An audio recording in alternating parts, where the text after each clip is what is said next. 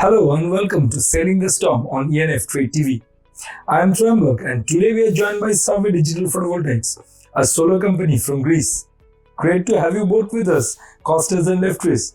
Please introduce yourself and your company. Yes, thank you, Triambak. Souleles Digital Photovoltaics is an EPC and O&M contractor for photovoltaics based in Greece. We're doing utility-scale projects for the past 13 years. We have two major locations, one in Athens and one in Trikala, which is based in central Greece. And from these two locations, we serve all the locations throughout the country for EPC and O&M services mainly. Hello, Triambak. Hello to everyone. I'm Lefteris Souleles, Technical Director of Souleles Digital Photovoltaics. We are specialized in providing all kinds of services from engineering, procurement, construction management, O&M services. So we offer a turnkey solution to our stakeholders. Every company has that one defining project. For Souleles Digital, what was yours and what made it such a challenge? Yes, for us, the project that defined Souleles Digital as a major contractor was definitely the project we constructed a few months ago for Corinth Pipeworks factory, which is a Bifacial group company in Greece, one of the major companies in Greece that is one of the heaviest, let's say, energy consumers. And this is a 7.1 megawatt installation on a rooftop. It is the biggest photovoltaic rooftop in Greece. Which we constructed as an EPC contractor, but in the same time, we are also the owner of the project, and we lease this project to the factory. So I have to stress that this project, besides the technical barriers we had, because it is a very challenging project, it's a very, very big rooftop. It's 60,000 square meters of rooftop here in Greece that we had our panels on top of it. There were significant commercial issues that we solved for this project, meaning that we needed to solve several commercial factors and minimize commercial risks in terms of insurance, in terms of operation, and that made us gave us a significant know-how. We now know very well how to build such type of projects on industrial, and we're very proud of it. That gives us a solid foundation, Kostas. Lefteris, now I would like to ask you, what were the main engineering constraints you had to evaluate upfront to deliver this 7.1 megawatt zero export rooftop system? Yes, this project, from a first view, it was quite challenging when you enter the industrial area. We had to expand into two different rooftop locations and in order to meet the electrical load requirements. So it was quite challenging in terms of scale of project. In the specific industrial area, we had also to review the base load capabilities, engineering restrictions, requirements, static load requirements of the roofs. So there were a lot of parameters in the beginning and on the initial stage during our negotiations and finalization of executing the project, how we will overcome technical issues and that would not push us back in terms of scheduling and delivering. Now straight to the point. Why did you choose those 600 volt Ryzen bifacial models? Yes, we chose Ryzen 6020 watt module. Their products have been checked. We have experienced their performance and their reliability in different kind of projects. We had to consider all the restrictions and the difficulties we have to oversee over the roof. We wanted a large, medium size, lightweight, robust module with a minimum loss that could be easily handled by our crews in the roof, can be easily transported, have quick times of delivery, and of course coming on a fair price. So we had all these key factors plays a role of choosing Ryzen. So based on our research, your engineering team adjusted the panel orientation and stringing to reduce mismatch losses. What were the main causes of mismatch on these two roofs? This rooftop project, from its perspective, it offers to us all kinds of these considerations. let's say we had to deal with 3-4 different inclinations, orientations, from north to east. Plays a role how we could group these strings, these inverters. Then going to the substations, we had to divide it everything. And of course, all these and the length of the cabling, how it will be splitted, how it will be distributed, the mechanical protections of the cable, etc., etc. We had to combine all this information that was coming. We delivered the best possible designing scenario, that avoiding multiple mismatches, unnecessary heating losses. If someone noticed, and from our designs and our specifications, cables separated into different trays, we moved on to a bigger scale of diameters, so to avoid more heat dissipation. So all this contributes on the overall performance of the rooftop project, which is something we can see it slowly the last months now that is on operation. Lefteris, with massive cabling and limited roof space, what routing priorities did you follow to minimize voltage drop and heat losses? Yes, to be actually true, we're talking about more than 150,000 of meters of DC cables, around 25,000 meters of AC cables, and around 500 meters of medium voltage cables. And on the side, we're talking about more than 6,500 meters of trays. We had to consider the available space that was provided by the owners and about the service team of the factory over the roof, which was quite restricted for different reasons. From our side, voltage drop, heat dissipation, quite quality of equipment, of cable, and what we have chosen, it plays an important role in order to minimize these losses. Kostas, what on-site restrictions from the whole construction caused delays, and how did you work through them? That was one of the most challenging projects we constructed, because it was being built on top of a factory that was in operation. It was daily in operation. There were some, let's say, advice we got from the factory regarding the structure of the rooftop.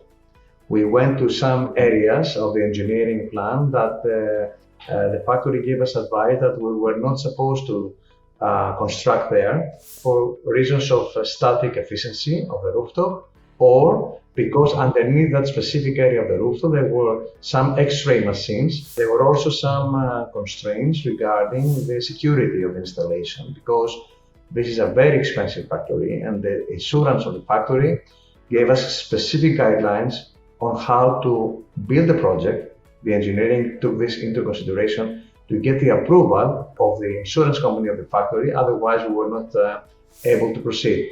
All this back and forth was, let's say, around 6 to 8 months of delays, which significantly affected the business plan of the project. However, after that, we gained significant knowledge and experience, because now we know very well how to build the next project, which is starting very soon. Did any on-site constraints force you to change your original engineering plan? The local conditions affected significantly the engineering. The cabling direction that we wanted to follow, we had an engineering plan A that showed cabling from point A to point B. And after we started constructing this, there were some update from the factory that we could not go that route, that direction, because there were some affected points. We cannot dig anywhere, to put it simply. So that changed the engineering design. Kostas, what did you do to meet the roof structural compliance and still proceed without recurring delays? The installation was exactly the same even after that. What we did was that we were forced to reinforce the structure of the rooftop from underneath. So with that, we managed to, let's say, proceed without any more delays on the installation of the solar plant. But at the same time, we needed to upgrade the structure of the rooftop, so we have, let's say, compliance of the static efficiency. And that was also a significant clause in order to get the insurance approval to continue on the installation. Otherwise, we will be banned, we will be rejected. And I also have to point also the technical barriers that the insurance company forced us, and this also affected a more detailed engineering plan. We had some, let's say, tailor-made solution for the middle voltage kiosk, because if any fire within the middle voltage have to be contained in the kiosk, this is not typical in the market. So we had some special cabins for that. We had special anti-arc devices on the inverters, which they detect, let's say, any arc is instantly detected and it shuts off the operation of the project in 1 millisecond. And the third one was that we installed special CCTV equipment, which is AI cameras that they detect any fire and it signals an alarm instantly. When you are constructing the project, what supervision and quality check routines help you keep the installation consistent across all the teams? From our perspective, as Kostas said, it's not only to deliver, to construct the project, but it's to offer it and deliver exactly in the way we promised and we initially designed from day one. But at least 2 project managers there, supervisors daily on the project, that had to supervise, inspect, measure, coordinate different kinds of crews together and resolving issues among the team and together in coordinations with the engineering team. This is something I believe we succeeded at the end, because this kind of formula of our own experience, it saved a lot. And we can see that at the end on the result of the project and the details of the project can be observed out of that. So looking back, is there anything that you would have done differently? And how has this project shaped you? Yes, what we will do different in the next one after that is we will get all the approvals written prior to the commence of the construction, because in the previous time we, let's say, left some parameters vague and open to be discussed after the initiation of the construction, which caused the delays, significant delays. And that was the static efficiency that we thought we had, but we didn't have it, and the approval of the insurance of the factory. Those 2 things should be in place in prior of the commence of the installation. And this is what we're about to do in the project after that. In operations and maintenance, Lefteris, what design choices and processes helped you spot and fix issues fast without disrupting the factory? Our design, our engineering team was main consideration was to deliver and design from scratch a project that had the quite clarity of equipment, of locational parameters that could not be interconnected with the different rooftops or in different locations. So with this kind of inverters, the inverter grouping by roof zone, structure cable routing, proper labeling, monitoring granularity, all this offers a clear isolation of each issue. We try to use to think from the beginning, to foresee, to use cable trays that could be easily the covers put on or dismantled when it's necessary. And of course, the last point was that we focus a lot on a good zone monitoring and the fault detection systems that was offered by Huawei in our design, in our solution. We need also to stress the importance of the cycle of washing. In the initial business plan, we, let's say, calculated that this system will need to be, let's say, washed twice per year.